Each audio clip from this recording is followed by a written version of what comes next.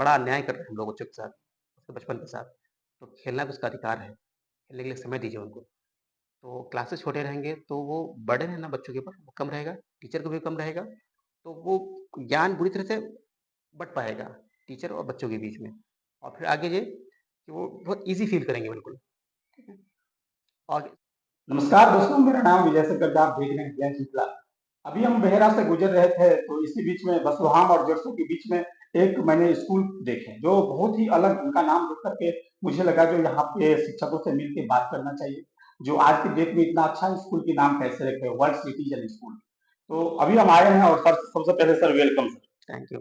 हमारे साथ डॉक्टर अब्दुल्ला जी हैं, इनसे बात करेंगे और जानेंगे जो इतना अच्छा स्कूल इन्होंने कैसे ओपन किए और इनका क्या सब मकसद है। सर सबसे पहले हमारे चैनल पे आपका स्वागत है। आपका भी। सर आपने इतना बेहतरीन वर्ल्ड, सबसे पहले जो आपका स्कूल का नाम है वर्ल्ड सिटीजन स्कूल, ये आपने कहाँ से नाम लाया? देखिए मैं तो काम ही इस पे कर रहा हूँ गुज़िश्ता 10-12 सालों से। तो और हमारे यहाँ भारत में यूजीसी ने 2021 में इस पर बात शुरू की कि अब जो है ग्लोबल सिटीज़नशिप पर जो है काम होना चाहिए। और उससे पहले यूनेस्को ने एक एजुकेशन में ग्लोबल सिटीज़नशिप एजुकेशन प्रोग्राम शुरू किया। अभी जो नई एजुकेशन पॉलिसी आई है, न्यू एजुकेशन पॉलिसी 2020 में आई है, तो उसमें भी वैश्विक नागरिकता शिक्षा पर ज़ोर दिया गया है।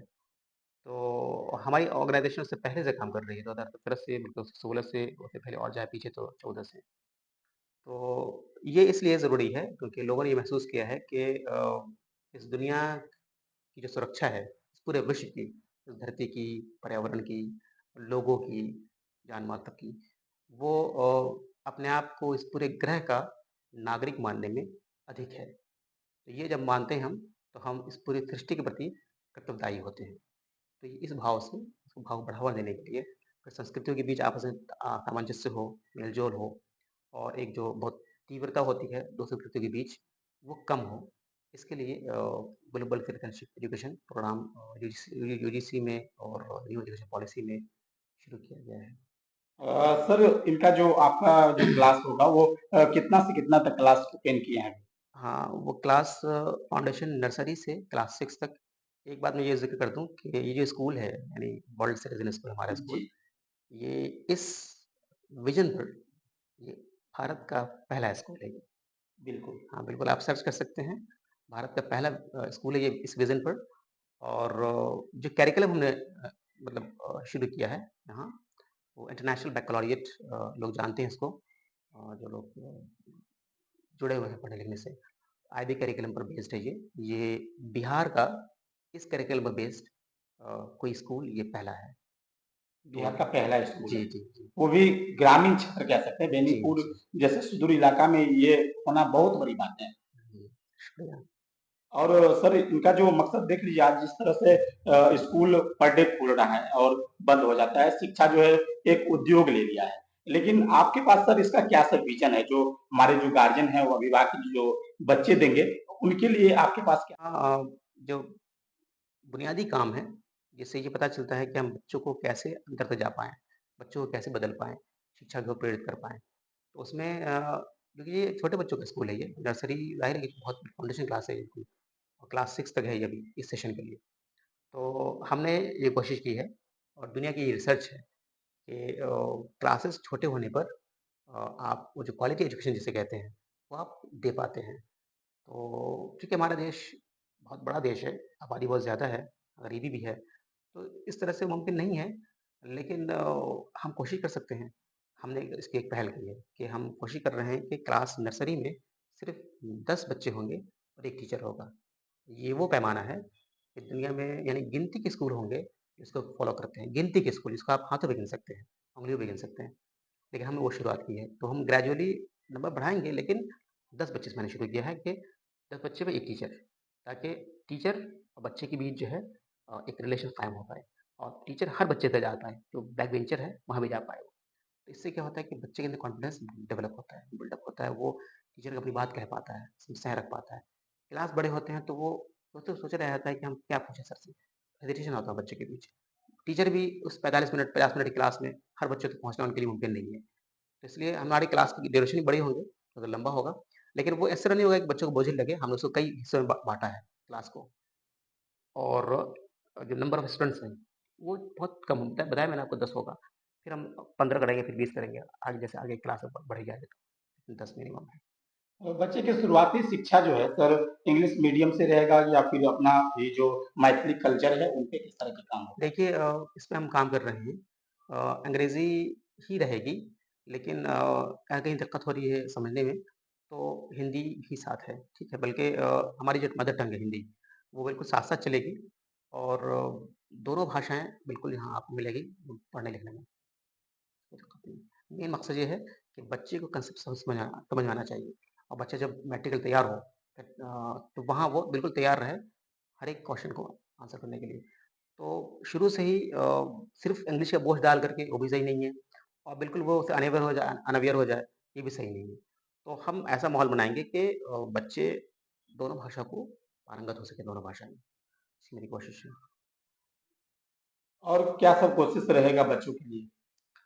अ, ये है कि बच्चे जिस तरह से आज अपने आप को तनावयुक्त महसूस करते हैं बिल्कुल।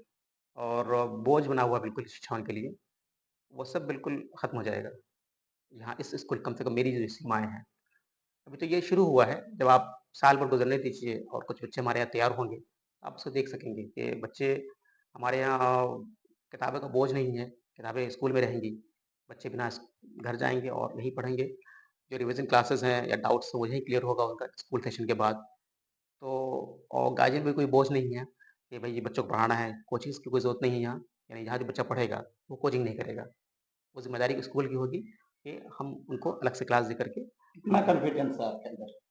जो बच्चे को आप ट्यूशन भी दें नहीं, बिल्कुल नहीं, ट्यूशन नहीं हो सकती। या आप छोटे इतना अच्छा पढ़ाया होगा? अभी देखिए अब बताइए कि आप मुझे अब क्लास नर्सरी के बच्चे या केजी 1, केजी 2 या 1 टू से 5 तक, 6 तक, ये तो एक चलन है, इसमें ट्यूशन की कोई ज़रूरत नहीं। जब बच्चा आ रहा है ऑलरेडी स्कूल, फिर ट्यूशन क्यों?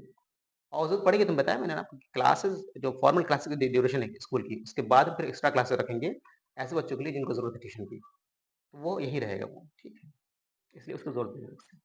तो सर अभी आप आपके मुझे पास बताइए कि कितने शिक्षक हैं? छोटे क्लास जब होंगे, उसकी ज़रूरत अपने आप कम हो जाती है, कि आप बहुत ज़्यादा जो है को अलग से पढ़ाना पड़े, ठीक है?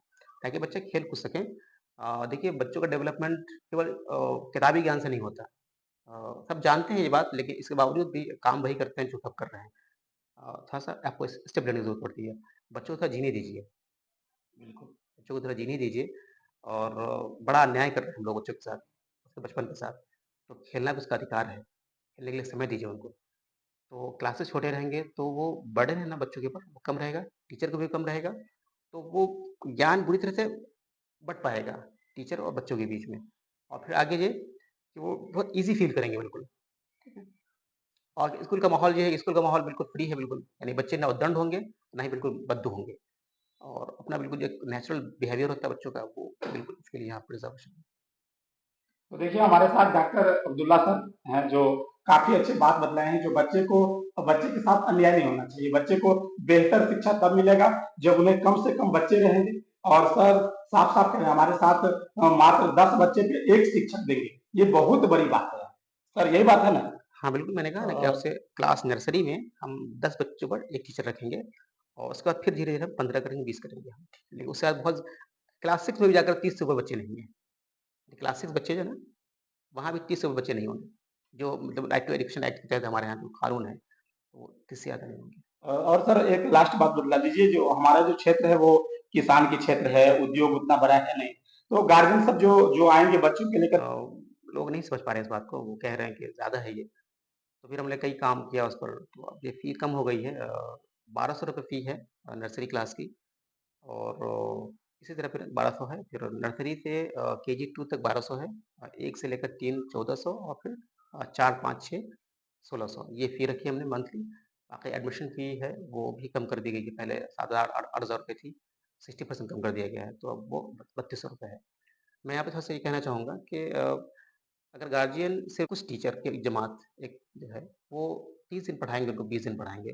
उसके बावजूद अगर आप उनके चाहेंगे कि हमें 200, 300, 400 में हो जाए, तो ये कैसे होगा जी? ठीक है, आपको प्रैक्टिकल होके सोचना पड़ेगा। तो इसलिए फ़ी हम बिल्कुल फ्री कर दें, तो किसी तरह मेरा दाल-रोटी चल जाए, इसके लिए स्कूल नहीं खोला मैंने। हाँ, कि बस किसी तरह मेरा अपना घर भर जाए, बाकी बच्चों का जो हो, तो वो मैं नहीं करूँगा।